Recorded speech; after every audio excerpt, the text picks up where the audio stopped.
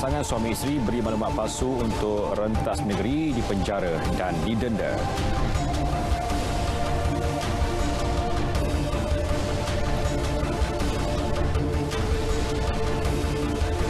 Iklan promosi judi tindakan hina Islam secara terang-terangan.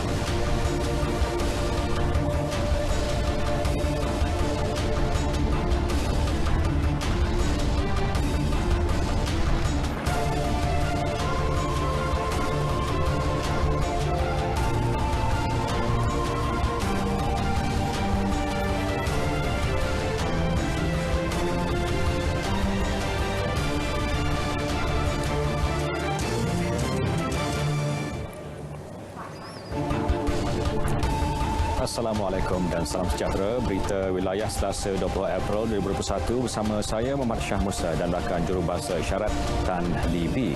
Terus bersama kami untuk liputan berita dari seluruh negara.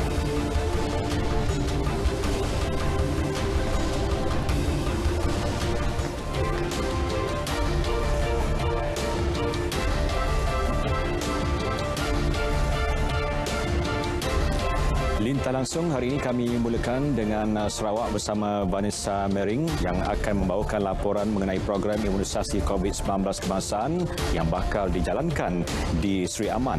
Seterusnya kita ke negeri di bawah Bayu, antaranya menumpukan mengenai telur masin. Apa kisahnya seketika nanti bersama Muhammad Dia Sahlan. Dan akhir sekali kita ke Terengganu bersama Muhammad Rashidi Mawar Isa yang akan meninjau khabar gembira buat pemandu kereta sewa di sana. Terus kita bersama berita wilayah.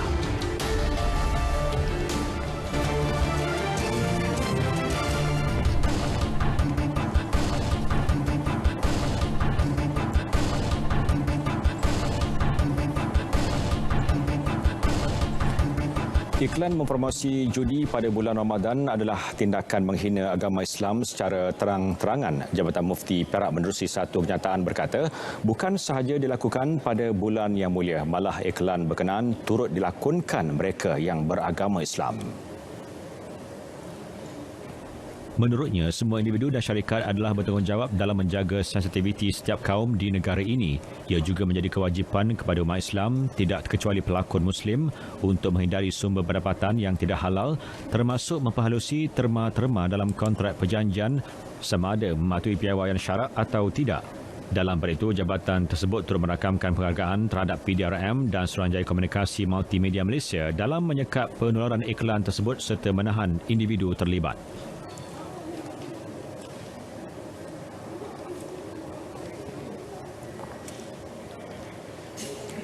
Padah memberi maklumat palsu untuk merentas negeri pada Mac lalu, pasangan suami isteri masing-masing dipenjara sehari serta didenda RM2,500 seorang oleh Mahkamah Magistrate Kuala Lumpur. Wartawan Grace Aisyah Kedayan melaporkan. Iramnaz Hafiz Sabir Muhammad, 24 tahun dan suaminya Azriq Shah Abdul Jalil, 23 tahun mengaku bersalah selepas kertas pertuduhan dibaca di hadapan Magistrate Wong Chai Sia. Bulan lalu tular di media sosial pasangan suami isteri ini dikecam netizen apabila memuat naik gambar bulan madu mereka dengan merentas negeri di sebuah pusat peranginan di Johor. Mereka telah meminta kebenaran kepada pihak polis dengan alasan kononnya atas urusan perniagaan. Namun sikap tidak bertanggungjawab serta tidak sensitif dengan keadaan semasa, pasangan ini telah menyalahgunakan kebenaran yang diberikan sehingga mengundang kemarahan netizen. Mengikut pertuduhan semasa membuat permohonan permit pergerakan Perintah Kawalan Bersyarat PKPB untuk merentas negeri, pasangan ini telah memberi maklumat palsu secara bertulis kepada Ketua Polis Balai Wangsa Maju iaitu ASP Fairul Nizam Anwar. Ia sebagai meminta kebenaran bertulis untuk merentas negeri Johor. Pasangan suami isteri yang juga usahawan perniagaan inai ini mengetahui bahawa maklumat yang diberikan pada 15 Mac lalu adalah tidak benar. Grace Aisyah Kedayan, Berita RTM.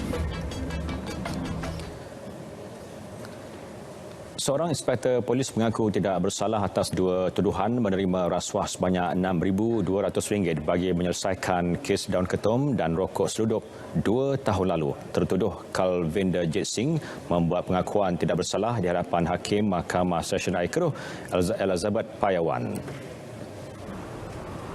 Mengikut pertuduhan pertama, Kalvinder Jit yang bertugas di bahagian siasatan jenayah narkotik IPD Jasin didakwa menerima suapan RM5,000 daripada Muhammad Hadafi Mohtar Zaini bagi menyelesaikan kes rokok seludup. Perbuatan dilakukan pada 8 dan 9 Mac 2019.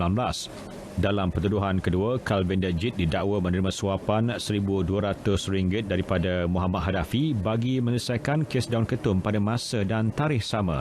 Mahkamah membenarkan tertuduh diikat jamin RM5,000 terhadap kedua-dua pertuduhan.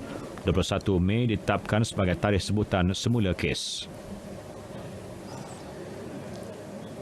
Jabatan Kesihatan Perak sedang menjalankan siasatan berhubung aduan kompaun RM1,500 yang dikenakan terhadap pelajar Kolej Matrikulasi Perak Gopeng seperti yang tular di media sosial. Kompaun dikeluarkan atas kesalahan tidak memakai pelitup separuh muka.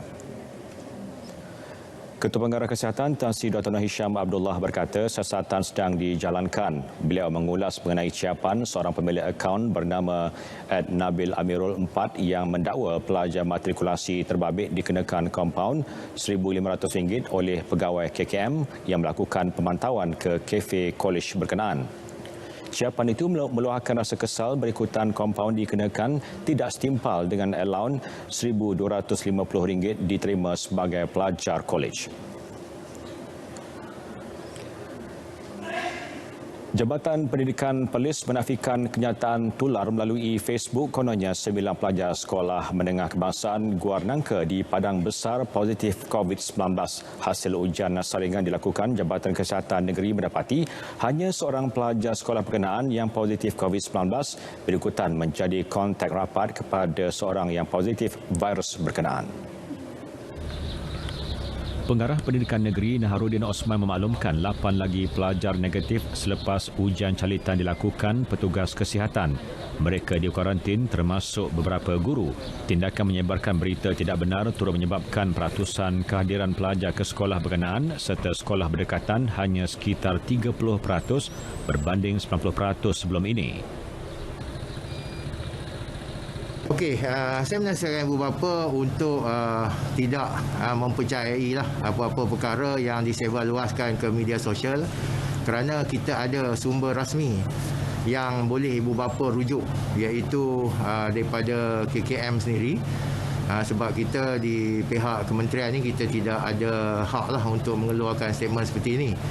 Okey, tetapi yang paling pentingnya ibu bapa mestilah yakinlah kepada SOP yang telah ditetapkan oleh Kementerian Pendidikan Malaysia, dan SOP ini kami di sekolah memang melaksanakan dengan kadar yang sangat maksimum.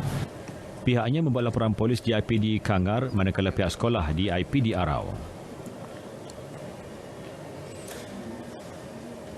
Seramai 259 pelajar sekolah menengah dan 111 murid sekolah rendah sekitar Kelantan dikesan positif COVID-19. Ia hampir 80% daripada keseluruhan 464 individu yang dikesan positif COVID-19 di Kelantan dalam tempoh 2 minggu. Pengarah Jabatan Kesihatan Negeri Kelantan, Dato' Dr. Zaini Hussein berkata jumlah selebihnya melibatkan guru, kaki tangan sekolah, kanak-kanak berusia di bawah 7 tahun dan individu lain berusia lebih 19 tahun. Angka itu berdasarkan ujian COVID-19 yang dilakukan dalam tempoh 2 minggu iaitu antara 3 hingga 16 April lepas. Kota Baru mencatatkan jumlah paling tinggi iaitu 189 kes positif diikuti Tumpat 113, Tanah Merah 55, Pasir Mas 36, Machang 20, Bacok 17, Pasir Putih 15, Kuala Kerai 8, Jeli 7 dan Gua Musang 4 kes. Pihaknya menjangkakan kes positif COVID-19 pada minggu ini berkemungkinan mencecah antara 200 hingga 300 kes hari.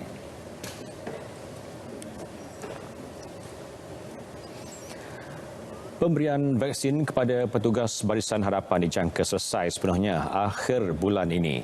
Menteri Penyelaras Program Imunisasi COVID-19 Kebangsaan Khairi Jamaluddin berkata, sekurang-kurangnya 95% daripada sejumlah 571,000 petugas Barisan Harapan telah menerima dos pertama vaksin di bawah program imunisasi COVID-19 Kebangsaan fasa pertama. Yeah, I think it's something like has received at least one dose is something like 95% already. We're just finishing it up. Bulan April selesai. Bulan April. Beliau berkata demikian selepas mengadakan lawatan di Pusat Pemberian Vaksin PPB Dewan Tun Ali di Bukit Katil. Hari pertama program suntikan vaksin fasa kedua semalam menyaksikan kira-kira 84% penerima yang mendapat janji temu hadir di 3 PPB yang dibuka di Melaka.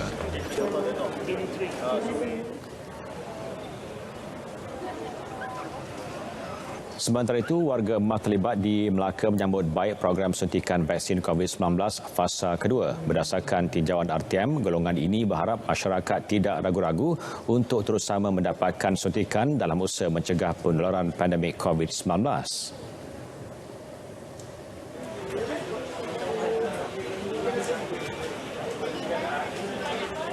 It's good. You can, as I said,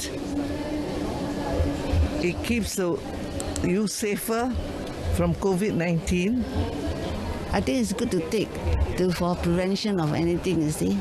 We are given a chance by the government. Why not take the chance? We thank the government also for it. Jadi kalau kita sayang kita punya nyawa, kita mesti mau suntik. Jadi saya harap ramai-ramai orang jangan dengar orang lain punya orang cakap. Itu suntik baik punya, tak apa-apa punya, jangan takut.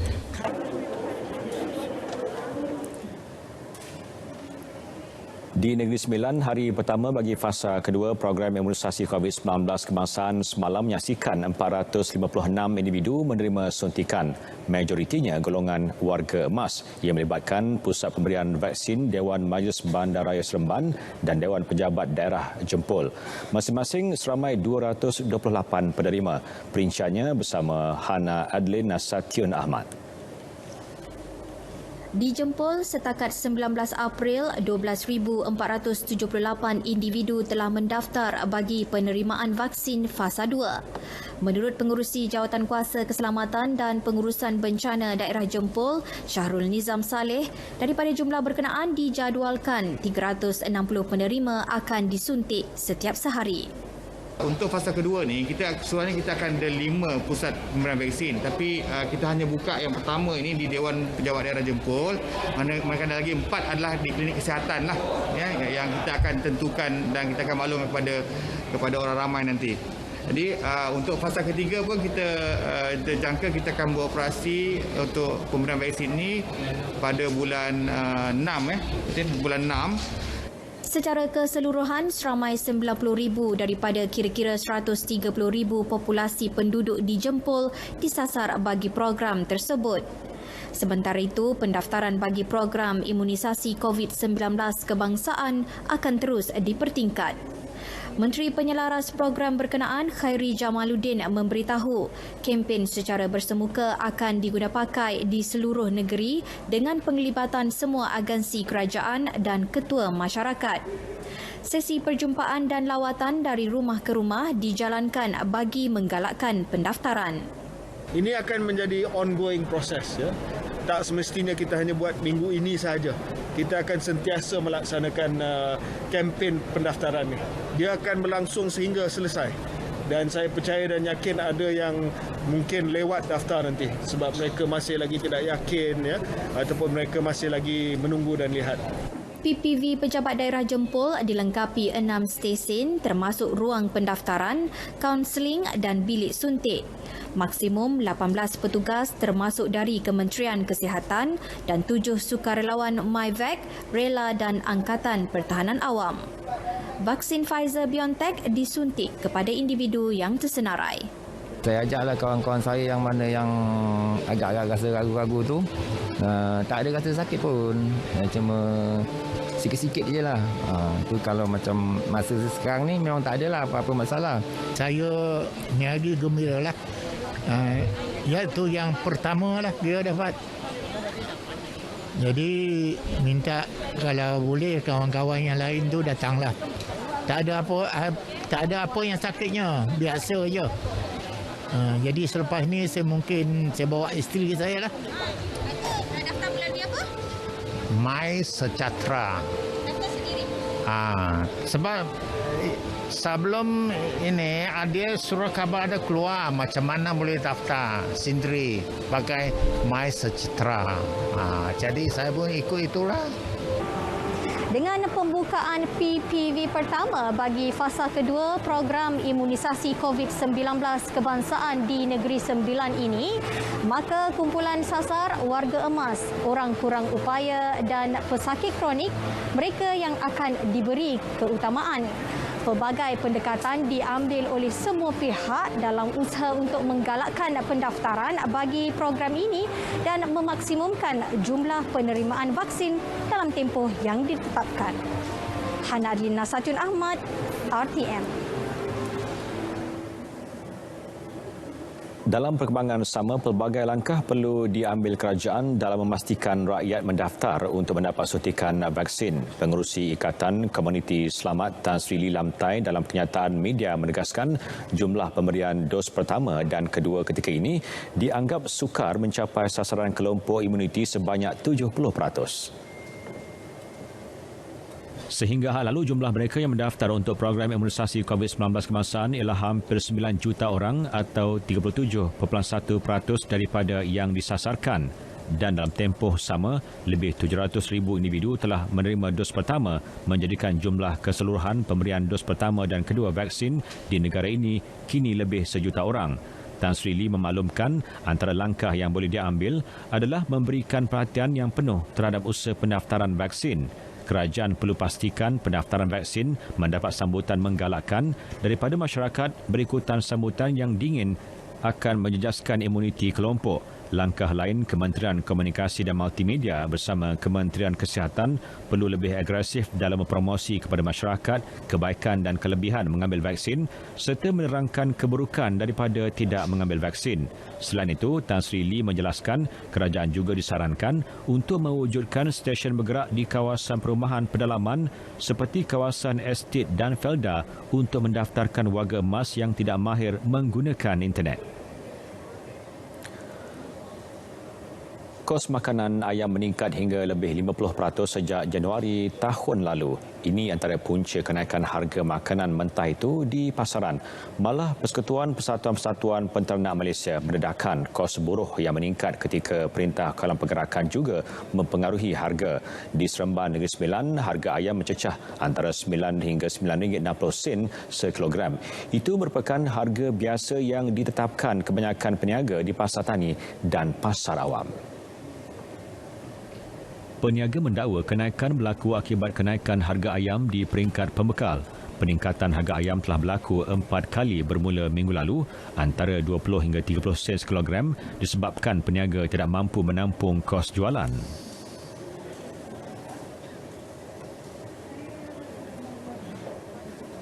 Pasal harga, kalau harga kilang kita orang ambil dapat RM8.50, apa yang kita ada untung? Tak ada untung lah. Kita orang sampai dekat pasar tani Senawang pun kita orang tutup. Pasal harga melambung. Kita tak boleh buat apa lah. Kalau minggu ni dia naik juga, kita tutup. Seekor dapatlah RM1. Tapi kos kita, labor, ais, burnernya, dieselnya apa semua, elektriknya. Itu kira break even je, tak dapat apa. Bagi saya pelanggan tak ada masalah. Harga mahal dia faham. Macam saya pun sekarang orang jual 10, saya jual 9. Masih orang kata masih label pertengahan lah. Masih ada tolak ansur lah. Apa ni selalunya tu RM7.40, RM7.60 macam tu. So last week dia tengok RM8.40. Okey, tak apalah kan. Habis tu sebab dengan dalam berita kata RM9 pula sekilo. So tapi bagi acik, sebab kita orang mungkin tak ramai lah, sebab 3 orang je kat rumah. So kalau apa-apa pun, kalau nak makan kita beli je lah. Sementara itu, tinjauan di pasaraya sekitar Seremban mendapati ayam standard dijual pada harga RM7.59 kilogram.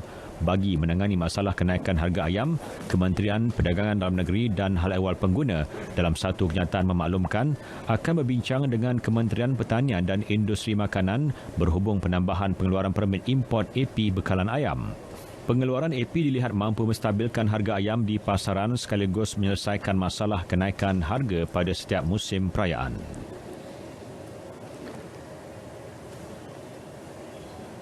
Sebelum ke lintas langsung negeri-negeri, kita ikuti laporan cuaca semasa oleh Jabatan Meteorologi bersama-sama pegawainya, Syazwani Yahya. Baik, silakan. Assalamualaikum dan salam sejahtera. Pada ketika ini, masih lagi terdapat taufan Surige kini sedang berada di tenggara Luzon, Filipina dan sedang bergerak menuju ke arah utara barat laut dengan kelajuan yang agak perlahan, iaitu sekitar 6 km sejam. Namun demikian, keadaan ini tidak memberi kesan signifikan kepada rantau negara.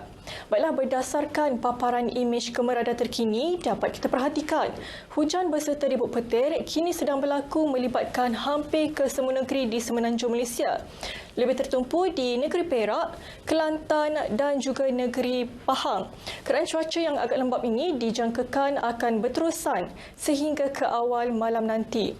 Manakala bagi Sabah dan juga negeri Sarawak, kini tiada hujan yang dicerap bagi negeri Sabah. Hujan berserta ribut petir kini lebih tertumpu di bahagian tengah dan juga barat negeri Sarawak. Dan keadaan ini juga dijangkakan akan beransur reda menjelang awal malam nanti.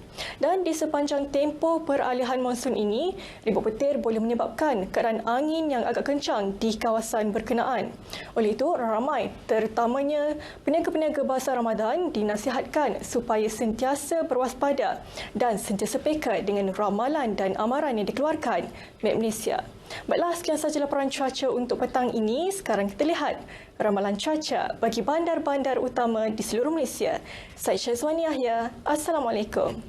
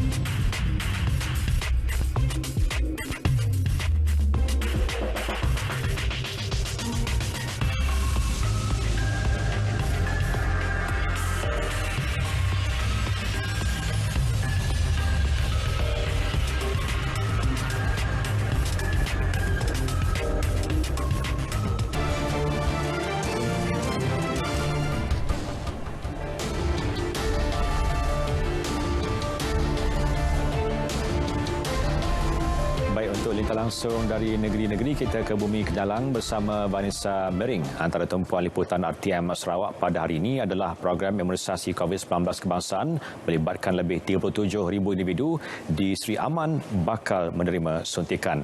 Perkembangannya terus saja bersama Vanessa. Silakan.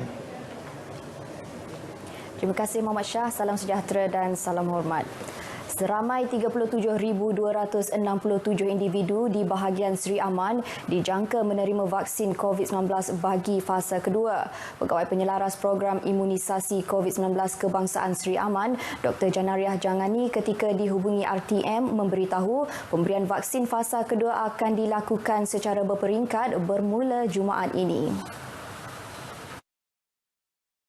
Untuk kumpulan pertama, 264 penerima daripada kalangan warga emas dan orang kurang upaya akan menerima vaksin di Dewan Suara Sri Aman, manakala 364 orang akan menerima vaksin di Hospital Sri Aman. Beliau memberitahu persediaan untuk program imunisasi fasa 2 di Sri Aman berada pada tahap optimum. Petugas Kementerian Kesihatan seramai 40 orang akan dibantu petugas tugas dari lain-lain agensi termasuk polis, Angkatan Pertahanan Awam, Rela, Jabatan Penerangan dan Sukarelawan Malaysia Vaccine Support Volunteer MyVac. Dr. Janariah turut memaklumkan setakat 16 April lepas, seramai 2,001 petugas barisan hadapan di bahagian Sri Aman telah menerima vaksin. Cuaca kering dan panas dijangka berlaku pada bulan Jun hingga September tahun ini di Sarawak. Bahagian utara iaitu Miri dijangka merekodkan cuaca kering manakala suhu sehingga 35.3 darjah Celsius di kawasan tengah iaitu Kapit. Masih lagi banyak. Pengarah Pejabat Meteorologi Sarawak Haburi Hamdan menjelaskan cuaca kering ini berisiko untuk Miri yang terdedah dengan kebakaran tanah gambut berbanding cuaca panas di Sibu dan Kapit. Ia lebih membimbangkan jika berlaku pencemaran udara akibat kegiatan pembakaran terbuka dalam negeri maupun yang berlaku di negara jiran. Bagaimanapun jelasnya, buat masa ini, Sarawak masih dalam tempoh peralihan monsun angin yang boleh menyebabkan ribut petir yang turut mempunyai risikonya tersendiri sama ada untuk pengangkutan udara maupun kegiatan di laut. Sekarang ni masih lagi thunderstorm berlaku. Artinya sehingga pertengahan Mei, daripada sekarang sehingga pertengahan Mei adalah tempoh yang berlaku aktif thunderstorm ataupun ribut petir. Kita cuba elakkan diri di bawah pokok yang tinggi lah, sebab pokok tu adalah menjadi perangkap untuk menangkap kilat, dan juga masa memandu di hujan lebat kan, kita nak elakkan keadaan begini. Kalau boleh kita jangan memandu lah, berhentilah, cari tempat yang sesuai teduh kan. Beliau ditemui RTM di Pejabat Jabatan Meteorologi Malaysia Sarawak di Kuching. Terdahulu beliau menerangkan kesan perubahan iklim yang berlaku di Sarawak yang disifatkan normal dengan peningkatan cuaca sehingga 1.3 darjah Celsius berbanding 2.4 di Semenanjung dan 1.8 di Sabah. Kesesakan yang berlaku di Terminal Kontena Lembaga Pelabuhan Kuching KPA pada 27 Mac lepas dikenal pasti berpunca daripada gangguan sistem komputer yang telah menjejaskan sistem pengurusan terminal kontena. Timbalan Ketua Menteri Tan Sri Dato' Ahmad Dr. James Jemut Masing dalam satu kenyataan memaklumkan kesesakan tersebut menyebabkan kelewatan masa transaksi kontena kepada 2 jam atau lebih berbanding dengan 45 minit pada kebiasaannya. Jelasnya ini kerana KPA terpaksa menggunakan sistem manual sementara menunggu sistem komputer tersebut untuk beroperasi. Tan Sri James memberitahu kelewatan transaksi tersebut telah menyebabkan beberapa syarikat perkapalan mengenakan caj tambahan kepada pelanggan mereka. Beliau menjelaskan caj tambahan tersebut dikenakan oleh syarikat perkapalan berkenaan dan bukannya KPA. Perkara itu dimaklumkan oleh KPA semasa lawatan kerjanya ke KPA di Pending Kuching. Majlis Perbandaran Padawan MPP akan mencadangkan kepada kerajaan negeri untuk mengenakan denda kepada individu yang terlibat dalam aktiviti pembuangan sampah haram dengan hukuman melakukan kerja-kerja sosial. Pengerusi MPP Loh Kia Chiang memberitahu kerja-kerja sosial itu termasuk membersih kawasan sampah haram atau di kawasan lain sebagai hukuman kerana amaran dan denda yang dikenakan tidak mendatangkan kesan kepada mereka. Loh Kia Chiang berkata cadangan itu akan diperincikan dalam satu mesyuarat akan datang untuk mencari penyelesaian terbaik bagi perkara tersebut. Ke arah itu, beliau mahu kerjasama orang awam dalam menyalurkan maklumat kepada MPP sekiranya berlaku aktiviti pembuangan sampah haram di kawasan mereka. Loh memberitahu demikian kepada pemberita selepas meninjau tapak pembuangan sampah haram di lorong Stapok Utara, Kuching. Mengulas mengenai tapak itu, MPP dan Trinikens akan melakukan pembersihan kawasan tersebut. Pihaknya juga bercadang untuk memasang kamera litar tertutup dan papan notis di kawasan terbabit untuk mengurangkan aktiviti pembuangan sampah haram di kawasan itu. Seramai 16 individu disyaki terlibat dalam aktiviti judi haram ditahan polis dalam 14 serbuan berasingan di premis kedai serbaneka 24 jam, kedai kopi dan kediaman persendirian sekitar Kuching. Dalam satu kenyataan media oleh Ibu Pejabat Polis Daerah IPD Kuching, polis telah melaksanakan operasi bersepadu bermula pada 12 hingga 18 April lepas melibatkan pelbagai bahagian dan cawangan di bawah IPD Kuching. Hasilnya, seramai 11 individu yang terdiri daripada 8 lelaki dan 3 wanita berusia antara 20 dan 53 tahun ditahan dalam 11 serbuan berasingan di Gita, Satok dan Tabuan Jaya kerana disyaki terlibat dalam aktiviti perjudian atas talian. Kes disiasati bawah Seksyen 4-1-C Akta Rumah Judi Terbuka 1953 yang membawa hukuman dengan denda sehingga RM50,000 dan penjara sehingga 3 tahun. Sementara itu, IPD Kuching juga memaklumkan mengenai penahanan 2 lelaki tempatan berusia lewat 30-an di 2 premis berasingan di Jalan Pelabuhan dan Jalan Setia Raja kerana disyaki menjual loteri 4 nombor ekor haram. Kedua-dua suspek disiasat di bawah Seksyen 4-A Akta Rumah Judi Terbuka 1953 yang membawa hukuman denda tidak kurang daripada RM20,000 dan tidak melebihi RM200,000 serta penjara tidak lebih 5 tahun. Dalam pada itu, seramai 3 lelaki tempatan berusia antara 60 dan 67 tahun turut ditahan dalam serbuan ke atas aktiviti perjudian di tempat awam di Jalan Power iaitu melibatkan judi holo. Kesemua suspek disiasat di bawah Seksyen 7-2 Akta Rumah Judi Terbuka 1953 yang membawa hukuman denda maksimum RM2,000 atau penjara 6 bulan atau kedua-duanya sekali. Sekian berita dari Sarawak. Kita kembali bersama Muhammad Shah di Angkasa Puri. Silakan. Terima kasih Vanessa. Baik, sekarang kita bersama Mak Dia Sahlan akan membawakan perkembangan berita dari Sabah dan antara yang menarik juga mengenai program imunisasi COVID-19 kebangsaan yang menyaksikan seramai 5,158 anggota keselamatan menyempurnakan suntikan vaksin dos kedua. Perinciannya terus saja bersama Muhammad Dia. Silakan. Baik, terima kasih Muhammad Shah di Angkasa Puri. Assalamualaikum dan salam sejahtera. Seramai 5,158 anggota polis kontijen Sabah telah menerima dos pertama dan kedua vaksin Pfizer-BioNTech. Timbalan Pesuruhjaya Polis Sabah Datuk Mazli Mazlan memberitahu kesemua anggota polis berkenaan dilaporkan tidak menghadapi sebarang implikasi selepas suntikan berkenaan. Lebih 5,000 lagi anggota polis seluruh negeri dijangka selesai menerima dos vaksin lengkap sebelum hujung tahun ini. Kita fasa by fasa. Sekurang-kurangnya sebelum end of this year lah, sebelum hujung tahun ni lah. Kan bergantung kepada vaksin yang kita terima daripada kajian. Datuk Mazli bercakap kepada pemberita selepas penyerahan sumbangan kelengkapan ibadah daripada Pertubuhan Kebajikan Anugerah Kasih Malaysia serta sumbangan Op Daulat dan Tabung Amanah Perwira dan Pertahanan Negara di Ibu Pejabat Polis Kontingen IPK Sabah, Kota Kinabalu. Tambah beliau, fasa pemberian dos vaksin lengkap bagi anggota pasukan keselamatan berkenaan ditentukan pihak Kementerian Kesihatan. 2 penjawat awam negeri mengaku tidak bersalah 4 tuduhan rasuah berjumlah RM82,500 di Mahkamah Khas Rasuah Kota Kinabalu hari ini. Tertuduh yang berusia 38 tahun dan 58 tahun membuat pengakuan selepas pertuduhan dibacakan di hadapan Hakim Abu Bakar Manat. Kesalahan di bawah Akta Suruhanjaya Pencegahan Rasuah Malaysia SPRM 2009 tersebut didakwa dilakukan antara September hingga November 2019. Tertuduh pertama, seorang penolong pegawai perancangan bandar, didakwa melakukan 3 kesalahan menerima suapan berjumlah RM60,000 sebagai dorongan menukar status lot tanah Kampung Bantayan Kota Kinabalu daripada zon desa kepada zon kediaman antara 5 September 2019 hingga 20 November 2019 di 3 lokasi berasingan sekitar Kota Kinabalu.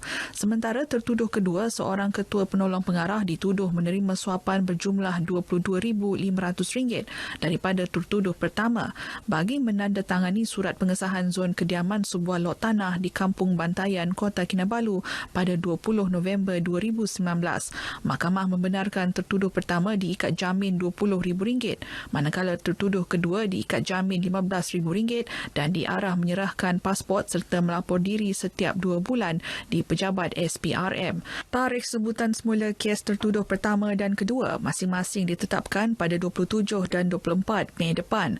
Pendakwaan dikendalikan Pegawai Pendakwa Raya SPRM Clementine Severinos, sementara tertuduh diwakili Peguam Nabila Nur Sahar dan PJ Pereira.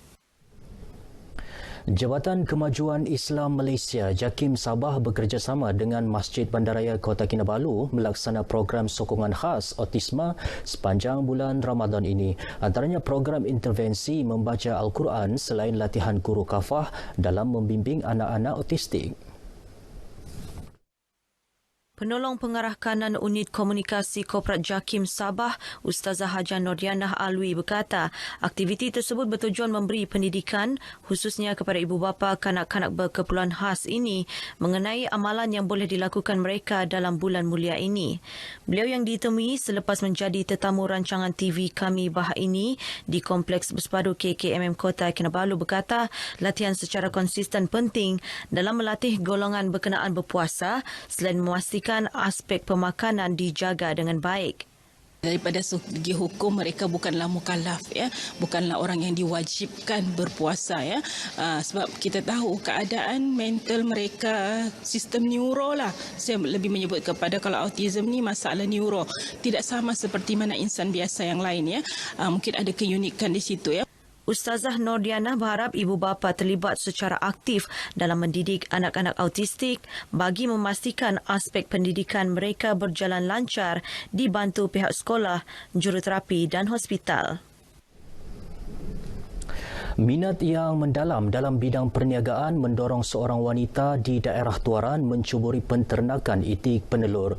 Bermula dengan 10 ekor itik, Jessie Ambukon, 49 tahun, kini boleh berbangga kerana telur masin yang dihasilkan telah menembusi pasaran seluruh Sabah. Ikuti perkongsian usahawan berjaya ini bersama wartawan Gabriel Michael Staun. Anak kelahiran Kampung Pogun Lawit Tuaran ini mewarisi ternakan itik daripada ibunya sejak Ogos 2015. Kini, ladang ternakan dikenali Farm Bear Enterprise seluas 1.2 hektar menempatkan sehingga 5,000 ekor itik penelur.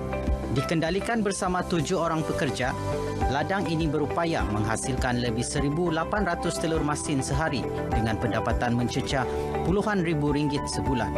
Menurut Jessie, bagi menghasilkan telur masin berkualiti, beliau sentiasa memastikan telur masin keluarannya melalui pemerapan selama 15 hari.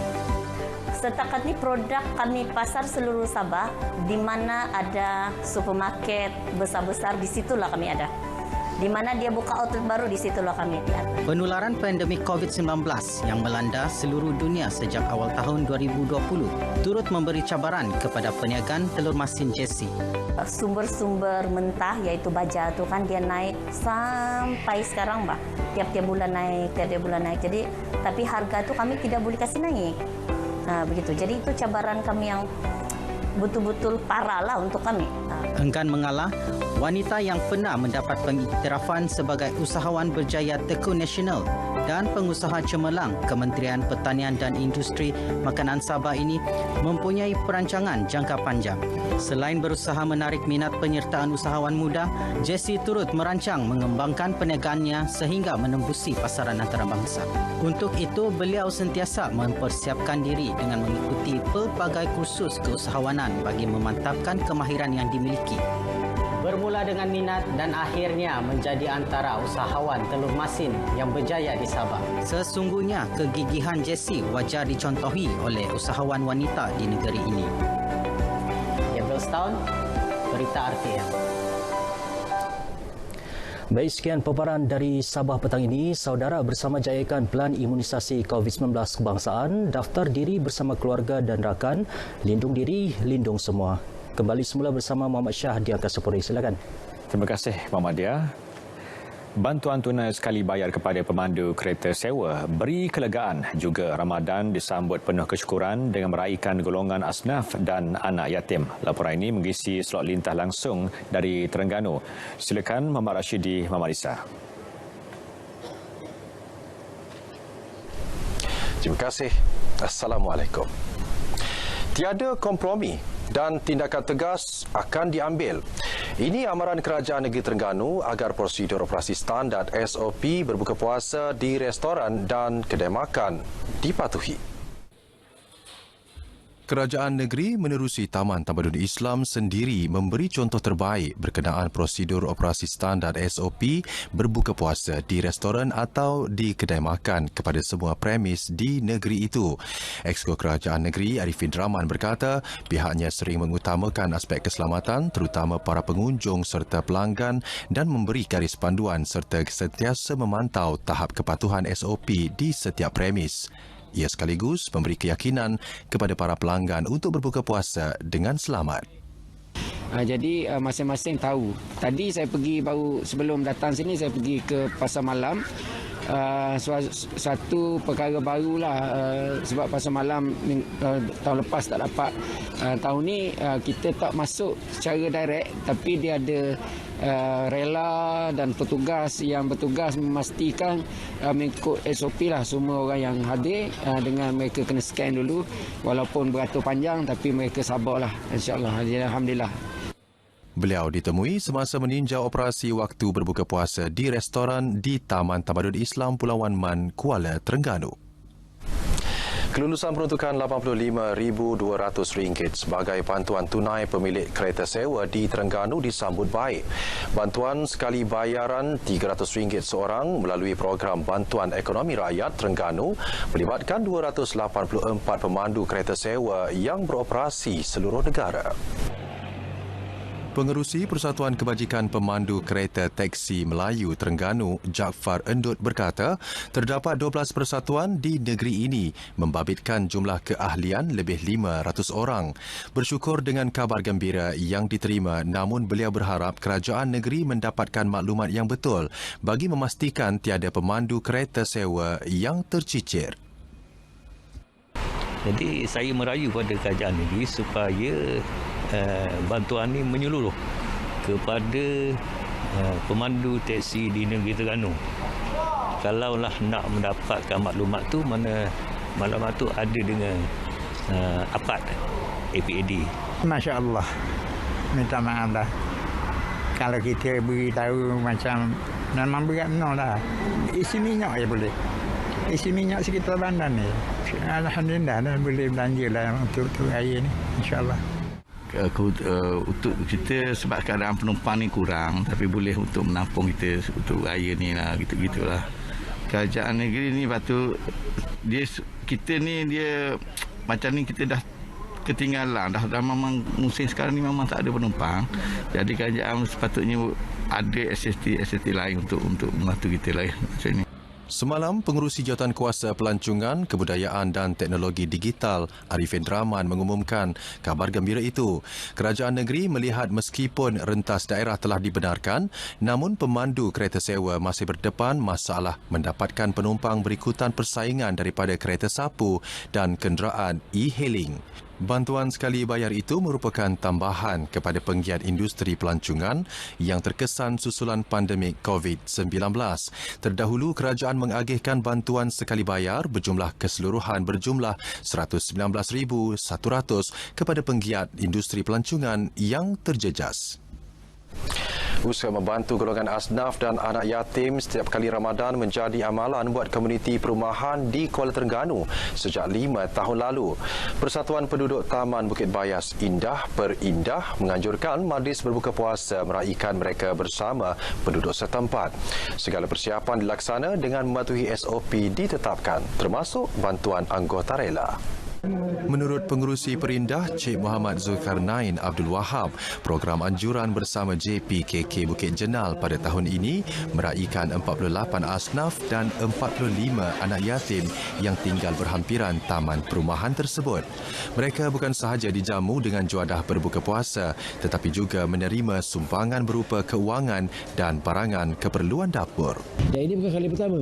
Ini merupakan kali ke-5 ataupun ke-6 saya sejak program kita buat setiap tahun. Walaupun tahun lepas dengan COVID je, tapi program ini kita laksanakan juga dengan agihan secara SOP.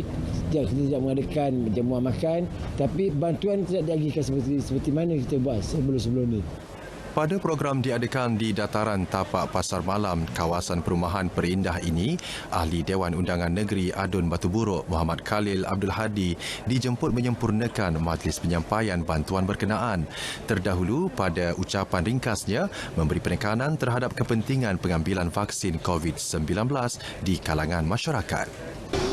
Walaupun dalam keadaan pandemik COVID-19 yang kita belum lagi menang, namun alhamdulillah suasana ada perubahan berbanding sebelum daripada ini, ditambah lagi apabila pihak kerajaan sudah mula mengadakan program vaksin rakyat seramai mungkin. Sebelum berbuka, pihak penganjur turut sama menjemput seorang penceramah agama untuk mengadakan tazkirah kesudaran berkaitan perkara tersebut. Sekian berita langsung dari Terengganu petang ini. Selamat menyambut Ramadan daripada kami dan kembali kepada rakan setugas di Angkasa Puri. Terima kasih Rashidi. Berita wilayah akan kembali selepas ini. Teruskan bersama kami.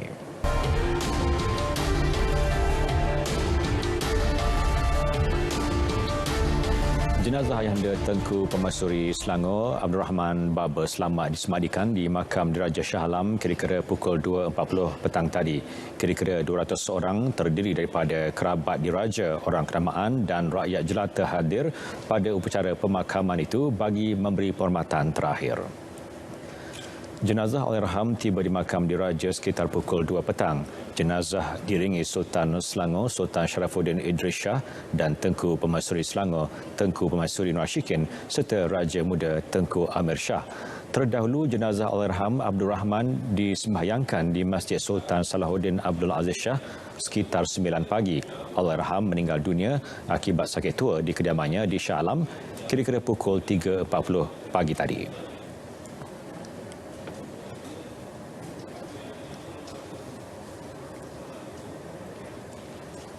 Dalam pada itu, yang di-Pertuan Agong Al-Sultan Abdullah Riayatuddin Al-Mustafa Billah Shah menzahirkan ucapan takziah kepada Sultan Selangor dan Tengku Pemaisuri Selangor atas kembalinya ke rahmatullah Ayahanda Tengku Pemaisuri Selangor Allahyarham Abdul Rahman Baba. Ucapan sama turut dirakamkan Raja Pemaisuri Agong Tunku Hajah Azizah Aminah Maimunah Iskandariah menerusi kenyataan yang dimuat naik menerusi laman sosial Facebook Istana Negara. Seri Paduka Baginda berdua turut menzahirkan rasa sedih di atas pemergian Allahyarham dan menzahirkan harapan agar seluruh keluarga Allahyarham sabar serta tabah menghadapi suasana sedih dan pilu ini. Al-Sultan Abdullah dan Tunku Azizah mendoakan agar roh Allahyarham dicucuri rahmat dan ditempatkan dalam kalangan mereka yang beriman.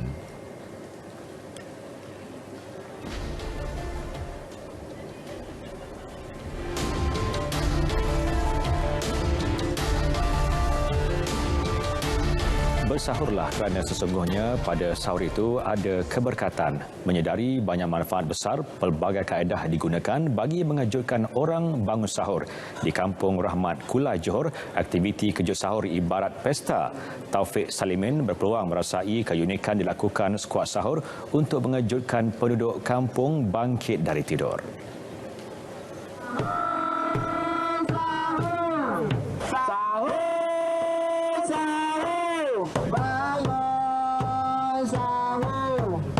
Ini skuad sahur yang akan mengiringi Kampung Rahmat bagi mengejutkan kira-kira 1,000 penduduk di kampung ini untuk bangun sahur.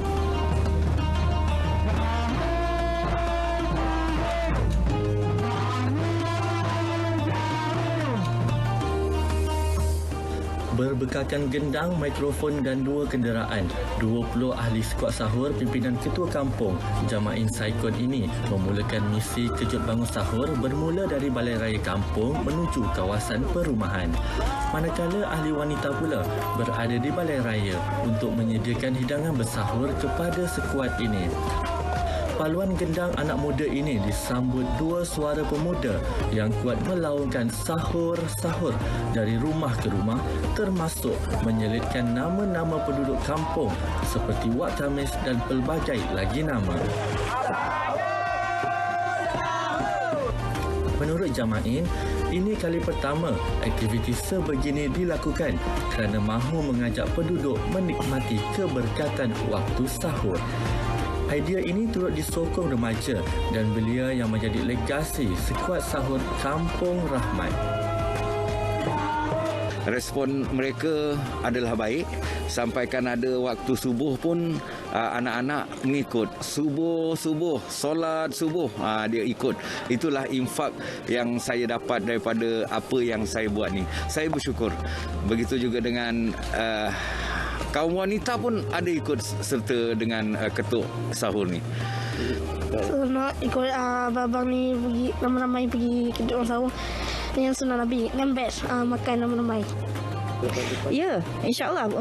Kalau boleh tu di program ni diteruskan sampai bila-bila ya, sampai ke anak cucu. Kalau boleh lah ya. Sebab benda ni baik. Semoga ikut sunnah Nabi. Buat betul sahur ni kan sunat kan. Jadi besoknya kita mengerjakan wajib. Jadi kita banyak kita menggandakan pahala lah yang ada sini pada bulan puasa ni. Makan sahur bukan sahaja memberikan kita tenaga untuk berpuasa pada siang hari, tetapi ia mengandungi keberkatan dan perbuatan itu juga sebenarnya merupakan perbezaan antara puasa orang Islam dengan penganut agama lain. Taufik Salimin, Berita RTM. Bismillahirrahmanirrahim. Allahuakbar. Nabi Muhammad. Berita wilayah berakhir di sini. Terus patuhi SOP pencegahan COVID-19.